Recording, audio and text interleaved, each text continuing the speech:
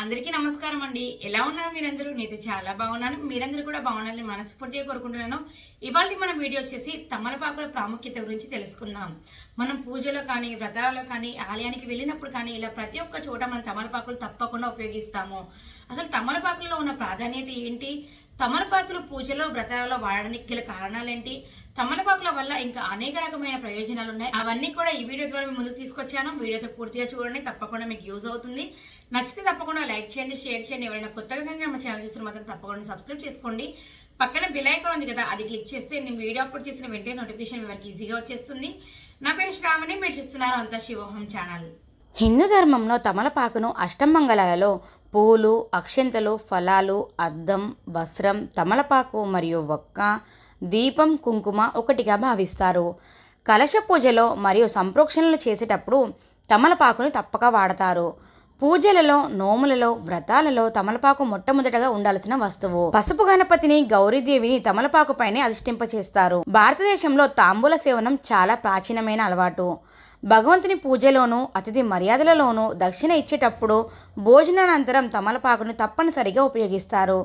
దంపతులు తాంబూల సేవనం చేయడం వల్ల వారి అనురాగం రెట్టింపు అవుతుందని పెద్దలు చెబుతారు. తమలపాకు పూజలో ఎందుకంత ముఖ్యమో కూడా తెలుసుకుందాం. క్షీరసాగర మదనంలో వెలువడిన అనేక అపురూపమైన వస్తువులలో తమలపాకు ఒకటని స్కంద పురాణంలో చెప్పబడింది. శివపార్వతులే స్వయంగా తమలపాకు చెట్లను హిమాలయాల్లో నాటారని జానపద కథలు చెబుతున్నాయి. తమలపాకు యొక్క మొదటి భాగంలో కీర్తి, చివరి భాగంలో ఆయువు, మధ్య భాగంలో లక్ష్మీదేవి నిలిచి ఉంటాయని మన పెద్దలు చెబుతారు. తమలపాకులోని ఏ ఏ భాగాలలో ఏ ఏ దేవతలు ఉంటారో కూడా తెలుసుకుందాం. తమలపాకు పై భాగంలో ఇంద్రుడు, శుక్రుడు ఉంటారు. సరస్వతీదేవి మధ్య భాగంలో ఉంటుంది. తమలపాకు చివర్లలో మహాలక్ష్మీదేవి ఉంటుంది. జ్యేష్ఠాదేవి తమలపాకు కాడకి, కొమ్మకి మధ్యన ఉంటుంది. విష్ణుమూర్తి తమలపాకులో ఉంటాడు. శివుడు, కామదేవుడు తమలపాకు పై భాగంలో ఉంటాడు. తమలపాకులోని ఎడమ వైపున పార్వతీదేవి, మాంగళ్యదేవి ఉంటారు. భూమాత తమలపాకుకి కుడి భాగంలో ఉంటుంది.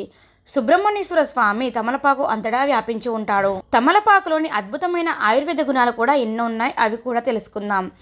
తమలపాకు నోటి దుర్వాసనను పోగొడుతుంది. నోటి పుండ్లు, నోటి పూత వంటి వ్యాధులను తగ్గిస్తుంది. లైంగిక శక్తిని పెంచుతుంది.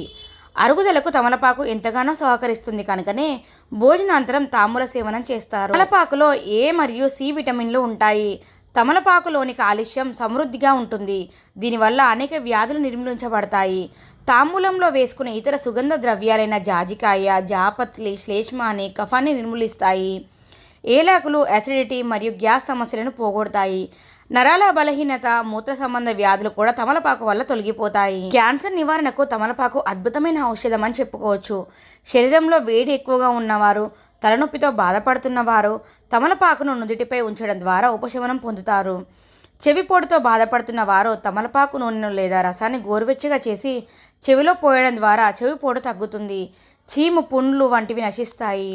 తమలపాకులో యాంటీ ఆక్సిడెంట్స్ పుష్కలంగా ఉంటాయి.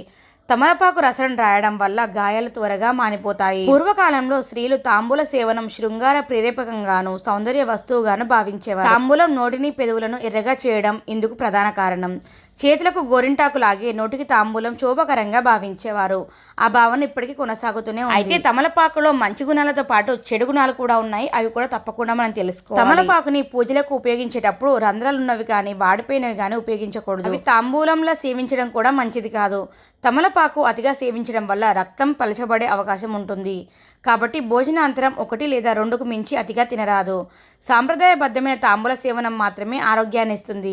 తమలపాకులో హానికరమైన వస్తువుల్ని కలిపి సేవించడం అనారోగ్యాలకు దారితీయగలదు. చూశారు కదండి, తమలపాకు ఆధ్యాత్మికంగా, ఆరోగ్యపరంగా మనకి ఎన్ని లాభాలను చేకూర్చుతుందో. మీకు ఇంత ముందే ఈ విషయాలని తెలుసా లేదని నాకు కింద కామెంట్ చేయండి. అలాగే వీడియో మీకు ఎలా అనిపించింది ఏంటో కూడా కామెంట్ చేయండి. నచ్చితే మాత్రం తప్పకుండా లైక్ చేయండి.